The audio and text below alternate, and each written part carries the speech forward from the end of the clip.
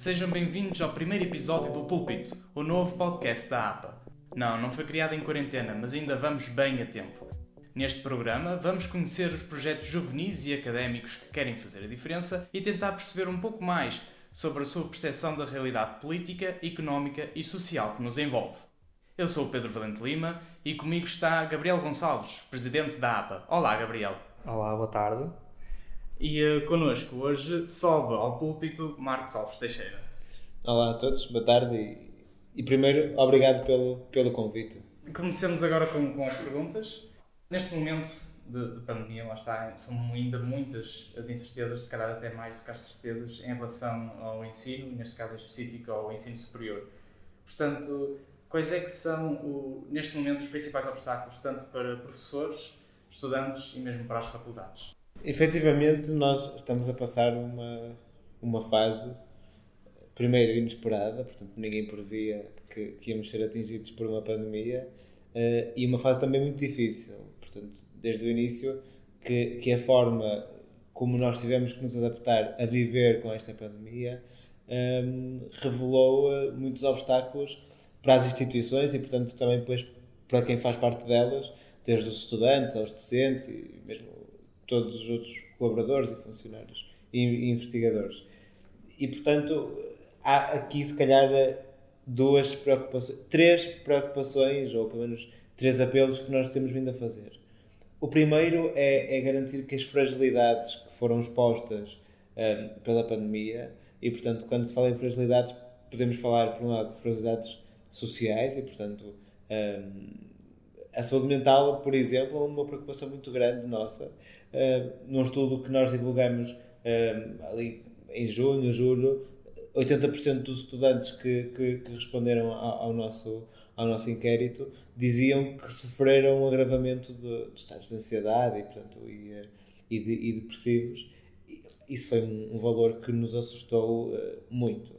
Depois, fragilidades também económicas e, portanto, nesse mesmo estudo, 50% dos agregados familiares dizia que houve perda de rendimentos, mais de 60% dos estudantes deslocados dizia que tinha dificuldade em pagar a casa, uma porcentagem também considerável de estudantes dizia que não tinha acesso a recursos que eram precisos para acompanharem as aulas, que agora são à distância e, pelo menos, alguma parte delas continuará a ser. E portanto, há também aí uma série de preocupações económicas e de ser preciso aumentar os apoios que também nós temos tido e temos transmitido a quem de direito. Depois, é quase uma preocupação do futuro, que é nós temos que conseguir que a forma como estamos a ensinar, como estamos a viver no ensino superior, tenha qualidade, primeiro, e portanto garantir que não continuamos neste clima de desenrascanço. Portanto, o último semestre muito valor tem pela capacidade de desenrasque, mas foi desenrascado e nós agora temos que conseguir garantir a qualidade e usar esta altura para inovar na formação, para inovar na pedagogia e desbravar caminho para uma série de temas que já deviam ter sido discutidos e não eram. Portanto, isto pode ter aberto uma série de portas. E, portanto, a última preocupação é garantir a segurança das pessoas e a confiança delas nas instituições e que isto corre tudo muito bem e que não temos que reverter e voltar todos para casa, porque isso não é positivo para ninguém. No seguimento daquilo que tu disseste, a Academia do Porto é um ecossistema muito diversificado. Achas que está a existir uma resposta comum a esses problemas ou está um bocadinho cada um por si, digamos assim? Eu acho que, no geral, a concertação entre as instituições no país, e portanto eu falo instituições de saúde, autarquias, instituições de ensino superior, não é a maior possível e, portanto, não sinto que haja uma concertação muito grande. Acho que no Porto, apesar de tudo, nós conseguimos desde o início ter uma resposta concertada, pelo menos tivemos todos a mesma postura de calma, de assertividade, e por isso é que talvez também tenha corrido tão bem aqui no Porto, no caso na Academia do Porto, esta transição, e é nisso que eu acredito que as coisas devem ser. É por isso é que nós tivemos para preparar o início do ano letivo, por exemplo, fizemos questão que os dirigentes das associações de estudantes, os dirigentes das instituições de ensino superior e o ministro se juntassem todos no pauseiro para conversarmos sobre o início do ano letivo, quais são as preocupações, quais são as respostas, e neste clima de discussão e de comunidade podermos garantir respostas, porque lá está, os estudantes estudam na universidade, estudam no Politécnico, mas não vivem lá dentro, e, portanto vivem na cidade, usam os transportes públicos, vão aos restaurantes, compram nos supermercados, e é importante que haja essa noção de preparação geral para os acolher da forma mais segura. Em relação agora também, lá está, o Gabriel falou um bocadinho desta diversidade existente na resposta à pandemia por parte das várias instituições da academia. Falamos agora também um bocadinho de como as atividades destas faculdades ou destas instituições foram afetadas, sejam atividades mesmo das faculdades em si, outras atividades extracurriculares e associativas, de que maneira que foram impactadas por esta pandemia? Bom, efetivamente, o ecossistema associativo sofreu um impacto muito grande.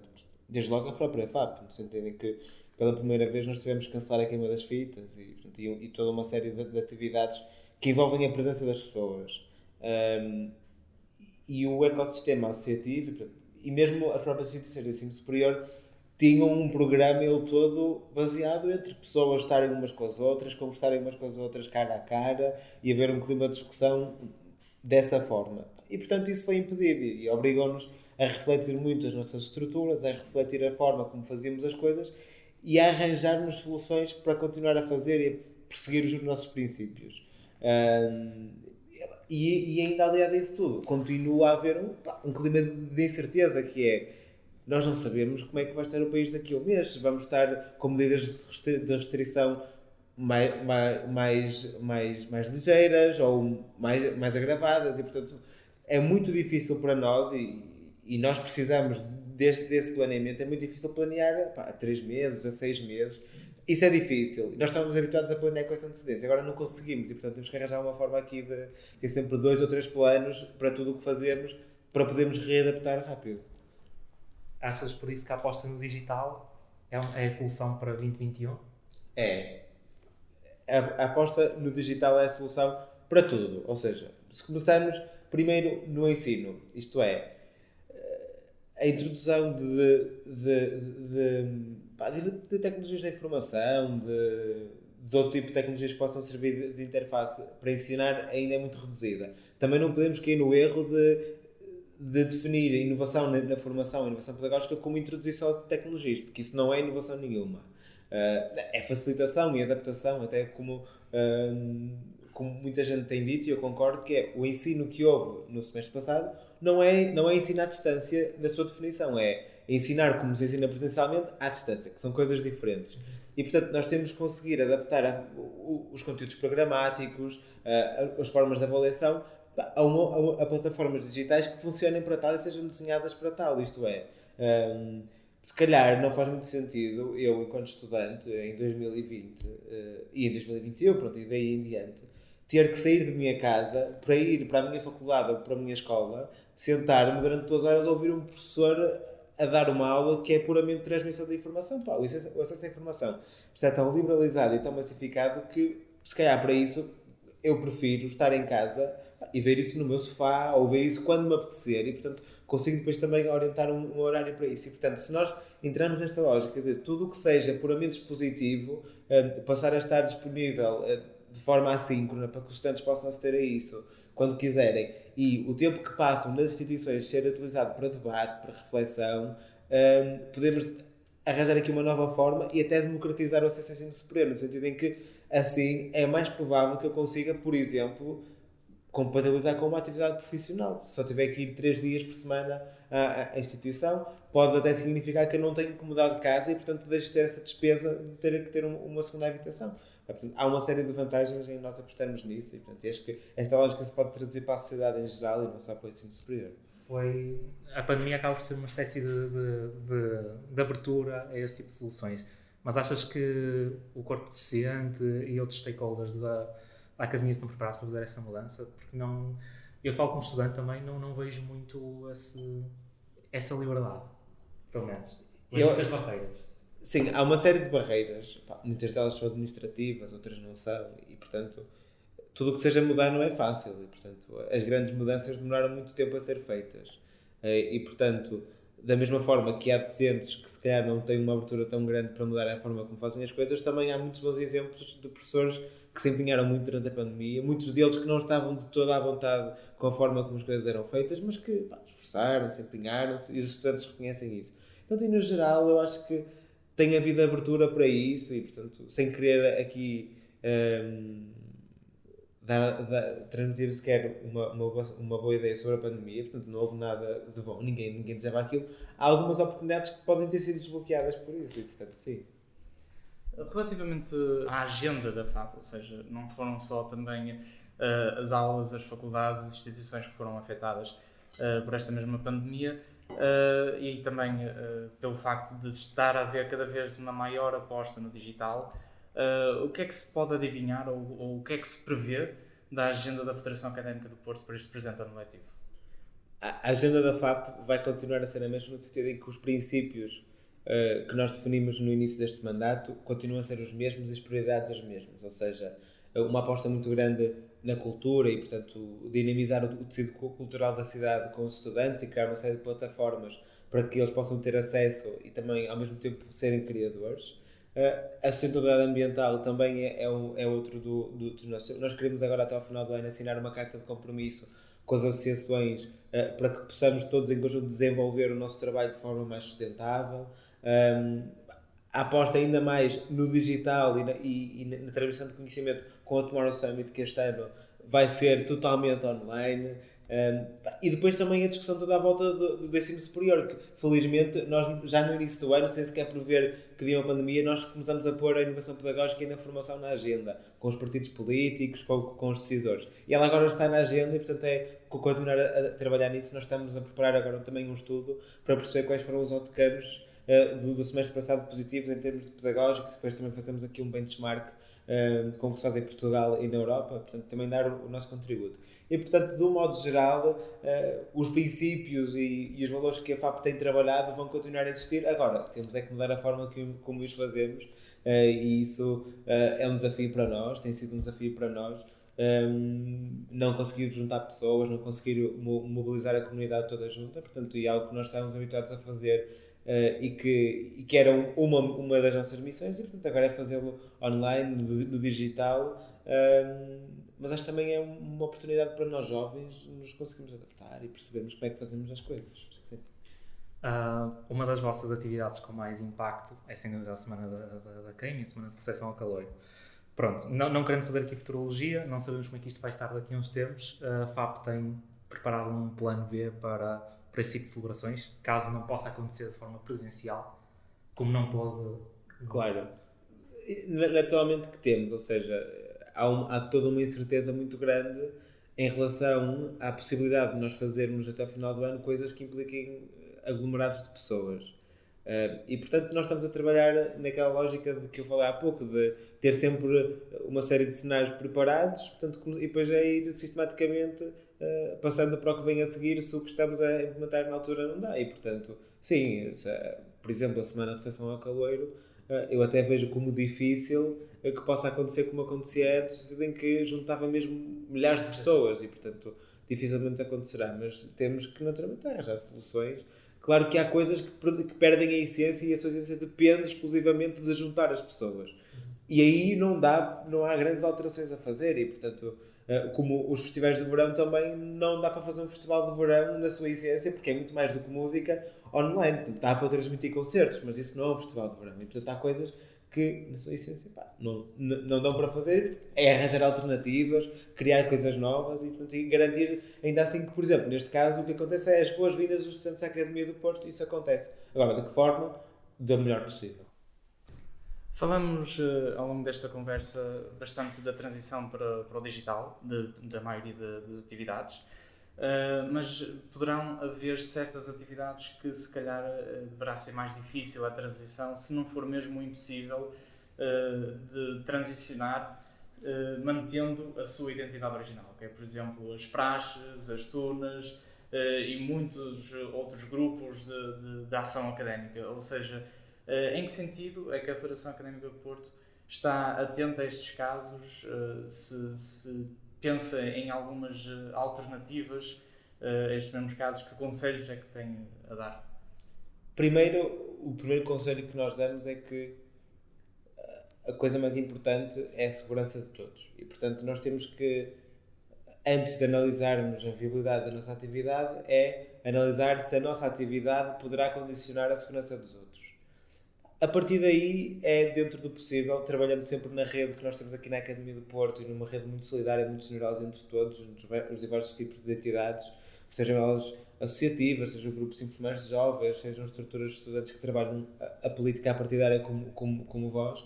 E, portanto, apoiamos-nos todos muito neste espírito e, dentro do possível, garantir que, à semelhança do plano que nós traçamos para a FAP de prosseguir os nossos fins, também vocês possam seguir os vossos fins de uma outra forma. Como é o exemplo deste podcast que estamos aqui a gravar hoje, é um ótimo exemplo de que conseguimos e vocês estão a perseguir o vosso propósito de uma forma diferente. E, portanto, acho que esse é o melhor conselho que eu posso dar às pessoas.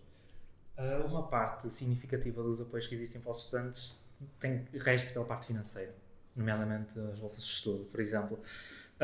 A FAP mantém contacto próximo com decisores políticos, portanto deverás estar mais ou menos a par desta situação. Há algum tipo de apoio muito específico ao nível financeiro que os estudantes poderão vir a ter este ano por causa da pandemia? Nós agora, há pouco tempo, há uma coisa de dias, foi publicado uma nova versão do regulamento da atribuição de bolsas de estudo. Essa republicação ou essa revisão inclui uma série de reivindicações e propostas que a FAP foi também apresentando, nomeadamente haverá mais pessoas a poderem ser beneficiárias de bolsas de estudo. O complemento ao alojamento, que é um valor que os estudantes que são bolseiros e não têm lugar nas residências estudantis recebem para poderem pagar o seu alojamento, também aumentou no caso do Porto, e ainda aumentou significativamente, portanto este ano ficará à volta dos 263 euros, o que também é positivo. E depois há uma série também de mecanismos que estão previstos para isto. Específico para a pandemia não haverá, no sentido em que não há um subsídio de emergência da Covid-19 menos previsto pelo Governo, mas temos um exemplo muito bom, que foi o exemplo da Universidade do Porto, que no semestre passado criou efetivamente um subsídio que ficou até, acho que depois acabaram por atribuir mais de 100 mil euros a estudantes que não eram bolseiros e estudantes internacionais, portanto, para poder apoiá-los nesse sentido. E, portanto, houve essa disponibilidade e o que nós queremos e vamos continuar a fazer é, da nossa parte, nós estaremos atentos aos estudantes, se eles têm dificuldades, se eles não têm. Depois faremos chegar a esses casos e caso eles se enquadrem no que é a ação social e, portanto, possam aceder a esses apoios, ótimo, acederão e beneficiarão deles. Caso não possam, vamos fazer de tudo para que não fiquem sem auxílio, porque infelizmente estar fora do sistema de ação social hoje em dia não significa não ter dificuldades, significa é que estamos fora dos critérios que foram estabelecidos. Principalmente nas condições de hoje em dia em que de um momento para o outro muitas pessoas perderam rendimentos, não é? Portanto, se não se encaixavam antes na componente da ação social, se calhar hoje... Sim, aí também há uma coisa muito importante e até aproveito mesmo para dizer que é os estudantes podem se candidatar à bolsa de estudo e devem a qualquer altura até ao dia de 31 de maio. Portanto, já estão abertas as candidaturas e podem se candidatar a qualquer altura. E, portanto, caso precisem, sendo dificuldades, façam. Candidatem-se, porque não é garantido e podem até ser elegíveis. Portanto, façam, candidatem-se. E mesmo que já sejam bolseiros, que estejam a receber um determinado valor de bolsa e sintam a necessidade de que é preciso mais e tenha havido alteração no vosso rendimento, portanto, vamos imaginar que o vosso pai ou a vossa mãe, e aqui digo vosso, é para quem nos está a ouvir, não é propriamente para vocês, mas perdem o emprego. Portanto, nós podemos pedir uma reapreciação da bolsa alegando alteração de rendimentos. Portanto, também podem fazer isso e há uma reapreciação e se o valor tiver que ser corrigido, ele será corrigido e, portanto, também podem fazê-lo e devem fazê-lo. Isso é importante porque eu acho que tenho a ideia que muita gente não sabe que isso pode ser feito. Sim. Portanto, a partir do momento em que é estabelecido um valor, aquele valor fica. E não é bem assim como tu nos disseste. Sim. Ou pode não ser bem assim. Exatamente.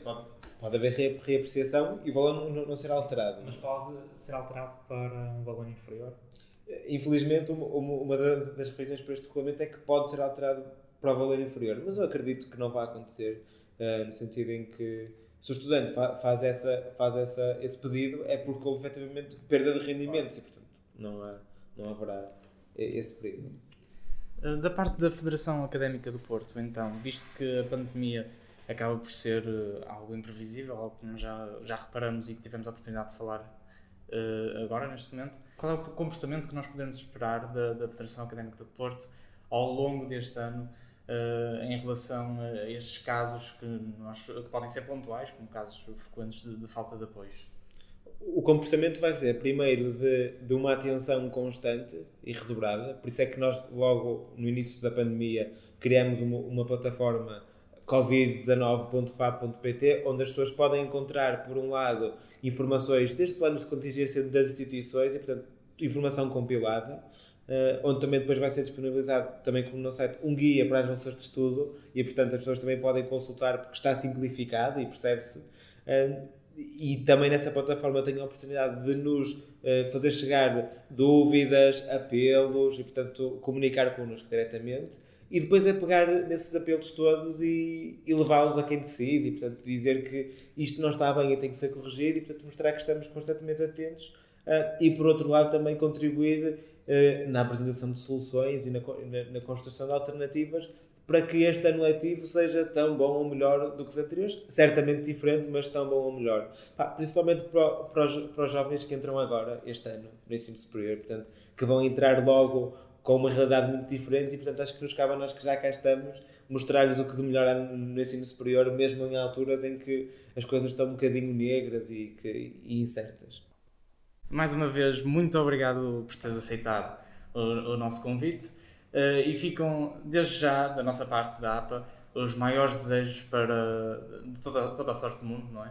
Para este presente ano letivo bastante desafiante para a Federação Académica do Porto. Muito obrigado nós e, portanto, e eu pessoalmente também agradecer o convite. É sempre um gosto conversar com colegas meus, portanto, com colegas como vocês que trabalham todos os dias para melhorar o nosso ecossistema e, portanto, para vocês, para quem nos está a ouvir, para todos os estudantes da Academia do Porto, também ficar nessa disponibilidade, a nossa promessa de atenção constante, portanto, e garantir que a pandemia nos afeta o menos possível. Portanto, muito obrigado a todos. Muito obrigado e não percam o próximo programa.